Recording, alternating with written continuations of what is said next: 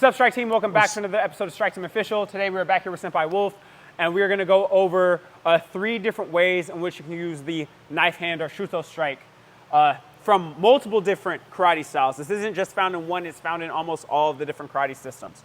So because of that, I don't want you to think so much on, oh, is this the exact way my system does it? But I want you to think about the principle of what this technique is showing you and different ways in which you can use it. So we're going to go over 3 different ways to use the strike within 3 different ranges.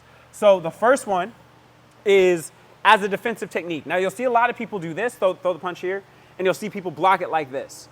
I personally do not like this block because I feel having this hand here in the back when I've blocked here is almost a useless hand because I don't need to be guarded when I have his body turned that direction. And so what I like to do is actually take this as the blocking hand, okay? Knocking it offside and coming in and chopping. And that being the technique here, or how it's done in some Kyokushin styles. They do it like this, or some other systems they have the hands up this way.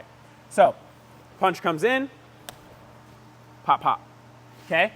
And again, this can be faster, go a little faster, okay? Again, and down, okay? So yeah, that is the first range in which we're going to talk about. The second range we're going to talk about, let's actually talk about the clinch range, okay? So a lot of fights you end up in a grappling position. Muay Thai you end up in a grappling position. So we're going to come in, grapple position me here, okay? So do this either side, and let's go this way for the camera. This side for the camera. All right. So I am going to do that same position where I'm going to bring this in and down, sort of like the Shuto here. So we're here in this grappling position. I'm going to step off. That same position there. And bashing into the neck, bashing into the jawline. You can bash into the temple, okay? You bash in.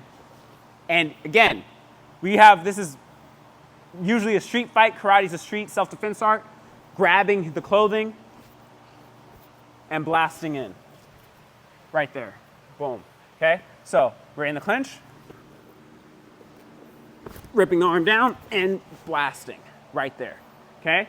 Also, this gives you a lot of control. Turn in. As they turn in, you can cross face. If you control the head, you control the body. You control the chin, you control the body.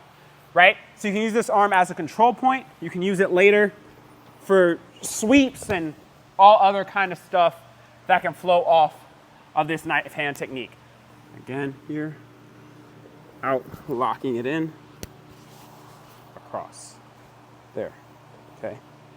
Go on this side, this hand, boom. Oh, there goes the mic.